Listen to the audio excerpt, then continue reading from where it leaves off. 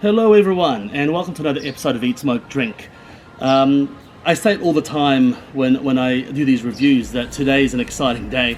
Every day I review whiskey is a bloody exciting day, but today is exciting, more exciting than usual, because I am reviewing the 1980 31-year-old Bunnahabhain Signatory Vintage Cask Strength. Now,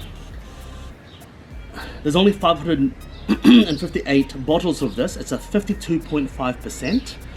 It is matured in a sherry butt and cask number 604. This was actually bottled in 2012.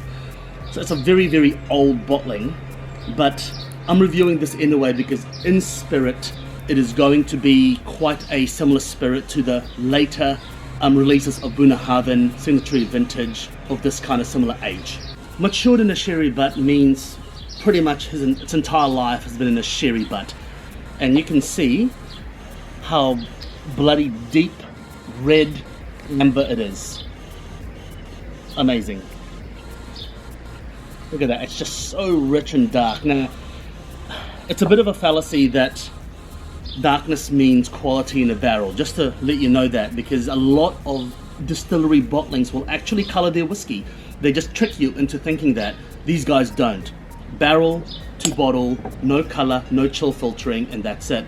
So when you get a Signatory Vintage, or a lot of independently bottled for that matter, and you get that kind of color, you know that the barrel activity has been crazy. So, you know, when you see your average bottle in duty free or some liquor store out there and you see really, really brown whiskey, chances are fake color. Very exciting. Let's get nosing. Oh wow, that's intense sweetness, intense tannin, intense earthiness, intense leaf litter, a hint of minerality,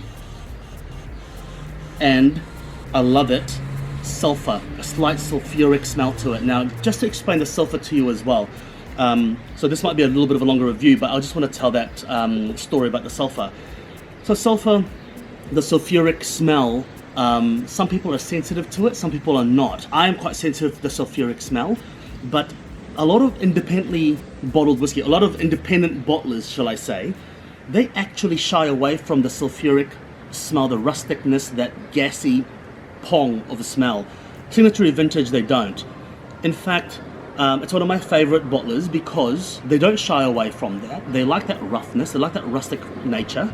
I love that rustic nature, but I also love the refinement of some bottlers. So Signatory Vintage, they give it to you like warts and all. It doesn't mean the whiskey is bad at all. They just tend to be a bit more rustic, gutsier, and they have that fragrance that some people might shy away from. And I'm getting that here. Very unique. So what I'm getting is an intense, sickly sweet smell.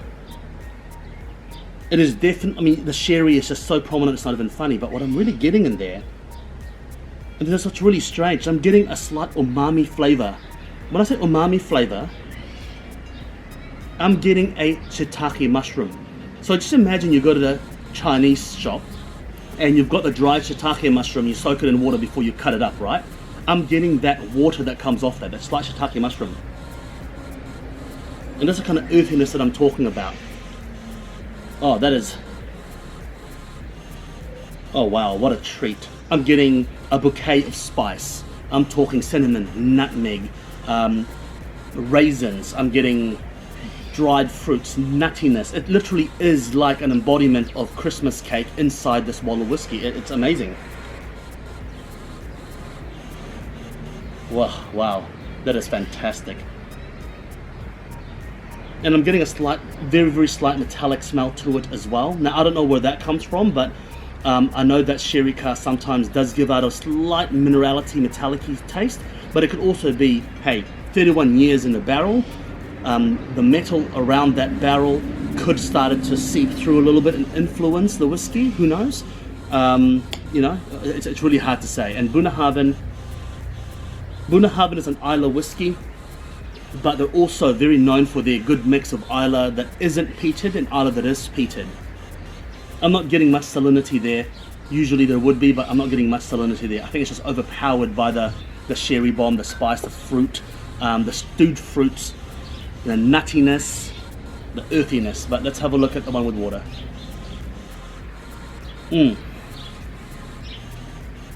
That's interesting. With water, the umami notes starts to come out a lot more. The umami notes comes out a lot more. The shiitake mushroom, leaf litter, earthiness comes out a lot more. Black tea comes out a lot more. The intense sweetness subsides.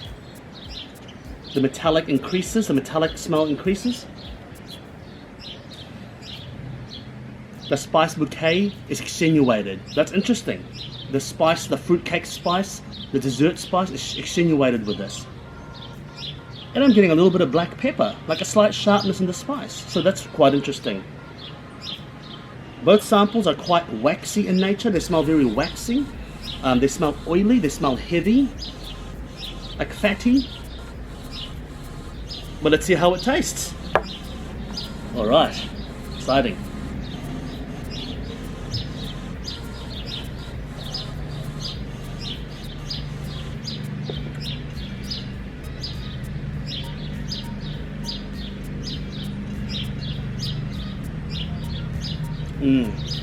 Wow. Interesting, it's not very sweet. Considering that the smell is an intense sweetness, it's not really that sweet. It's not really that sweet. I mean, obviously it's on the sweeter side, but it's not that sweet. Wow. It's leathery, like a wet leather, oily leather, freshly tanned leather. It's creamy. The tannin is heavy, but not too heavy, so I like it. It's got a real body to it. The tannin and the oiliness is really quite apparent.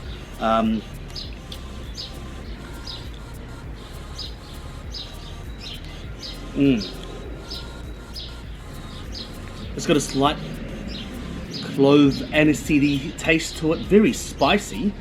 I mean, I'm thinking maybe it's like a Vietnamese liquor. It's got aniseed and cloves in it. Not much fruitiness at all. Raisins, I'm getting raisins.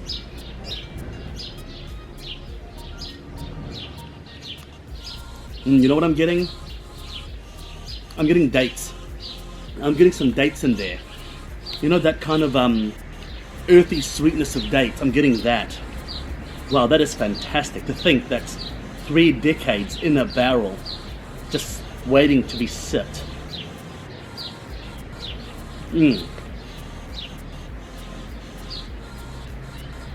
That's a heavy and very complex whiskey. I mean, that's a big mouthful. It's chewy. It's lingering. It permeates in the mouth. Oh, what a treat! What a treat! Outstanding, outstanding dram. Let's try the sample with water. Let me just cleanse the palate. Scotchy scotch in my belly.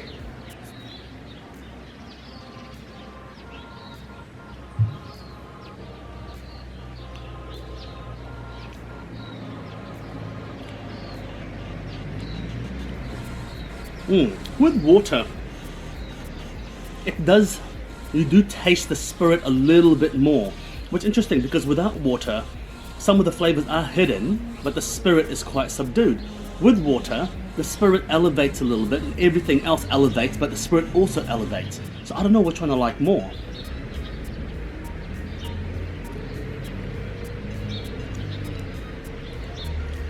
I think I like it without water more. A lot of the flavors and the intensity and the sharpness of, when I say sharpness, I'm not talking about bad sharpness, but like the really hits out at you, jumps out at you. A lot of that flavor just starts to dull with the water. It's 52%. It's slightly higher than your normal whiskey, but it's not too much higher. And I think the water just really tapers it down.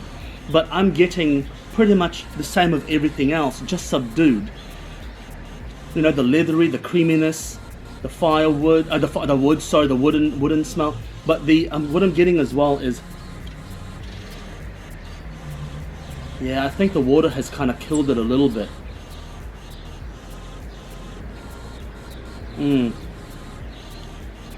the pleasurable oiliness and the permeating of flavors in your mouth, that's kind of dissipated as well. Yeah, the excitement is not there with the water. Similar kind of flavors, but no excitement there. I think definitely I'm going to recommend it with water. Now, this is a 2012 bottling, and I will list down the cask number and everything for you in case you can find it again. Generally speaking, Signatory Vintage will release Bunnahabhains of roughly the same age for about $300 US, which I think this one here as a special bottle or not is definitely worthwhile buying. Would I revisit it again? Yes, I do. In fact, I have a 28-year-old at home, so I want to really have that and see what it's like compared to this one. Unfortunately, I won't be able to side by side because I'm all out. But in saying that, it is an outstanding dram. In terms of a cigar pairing, wow. You can pair this with anything, I think.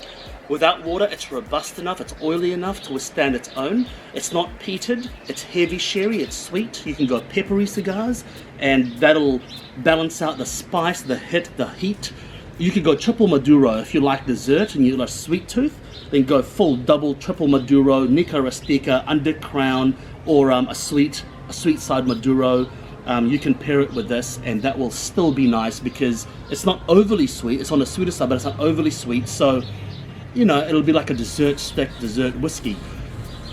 Like I said, you can't just find this anymore. It was released in 2012, 2013, around that time, depending on where you are. But I guess I wanted to make this video to say, if you see a Bunnahabhain of a similar age, or hell, even not a similar age, but maybe an active barrel with a similar color, go for it. Signatory Vintage, they don't disappoint with certain barrelings, and Bunnahabhain, it seems like they do very well. Thank you for watching today, and please hit subscribe. Please hit subscribe and ring that bell. I'll see you again next time. Thank you, and cheers.